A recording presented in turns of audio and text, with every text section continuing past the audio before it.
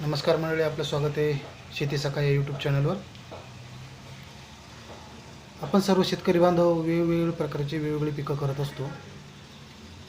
Soybean, कांदे, मका, tomato, द्राक्ष, मका असे अनेक प्रकारचे आपण पिकं करत असतो.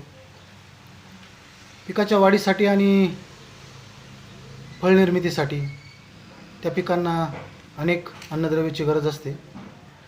मुख्य अन्नद्रव्य, दुय्यम अन्नद्रव्य आणि सूक्ष्म अन्नद्रव्य असे अन्नद्रव्याचे 3 प्रकार पडतात. तिन्ही प्रकारामध्ये आज आपण बघूया सूक्ष्म अन्नद्रव्याविषयी.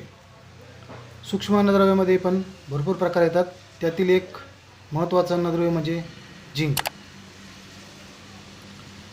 झिंक हे अन्नद्रव्य झाडाच्या वाढीच्या दृष्टीने खूप महत्त्वाचं मानलं जातं. झिंक वापरल्यामुळे आपल्या झाडातील ऑक्सिजनचे प्रमाण वाढतं. झाडातील क्लोरोफिल हा घटक महत्त्वाचा आहे आणि तो वाढवण्यासाठी झिंकचा वापर मोठ्या प्रमाणात केला जातो.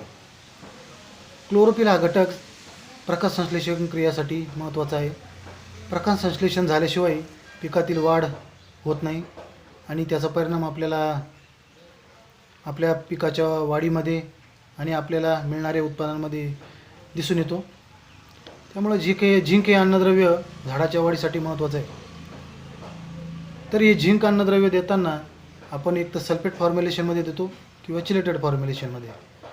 सल्फेट फॉर्म्युलेशनमध्ये द्यायचं ठरलं तर एकरी 10 किलो आणि चिलेटेड फॉर्म्युलेशनमध्ये जर द्यायचं ठरलं तर 200 लिटर पाण्यासाठी 200 ग्रॅम झिंक आपण घेत असतो. झिंक हे अन्नद्रव्य पिकाच्या वाढीच्या सर्व अवस्थेमध्ये दिलं जातं. आता झिंक हे अन्नद्रव्य त्याची कमतरता आपण कशी ओळखायची? तर सर्वप्रथम झाडाची वाढ खुंटली जाते. दुसरं लक्षण म्हणजे झाडाचा जो तयार होण्याचा परिपक्वतेचा जो काळ आहे तो लांबवला जातो. तो तयार होणारा फळ आहे तर ते लवकर तयार होत नाही. तिसरं लक्षण, झाडाच्या पानाच्या खालच्या बाजूला जी पानं असतात त्यांच्या ज्या शिरा असतात त्या पिवळ्या पडलेल्या असतात. आणि चौथं लक्षण हे म्हणजे झाडाचा जो शेंडा आहे तो थांबल्या जातो आणि गोळा होतो. त्यामुळं ॲटोमॅटिकली त्याची वाढ थांबली जाते. याचा वापर शेतकरी बंधूंना नक्की करा.